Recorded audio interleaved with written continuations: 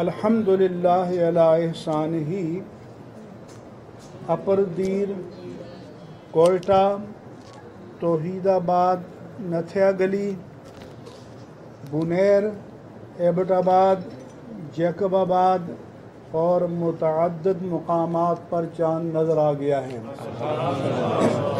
बाज़ जगह उलमा ने जम्मे गफ़ीर के साथ चाँद देखा और अभी भी इत्तलात आ रही हैं, लेकिन चूँकि हम फ़ैसले तक पहुँच चुके इसलिए हमने बरवक्त ऐलान करना मुनासिब समझा ताकि लोग नमाज तरावीह की तैयारी कर सकें।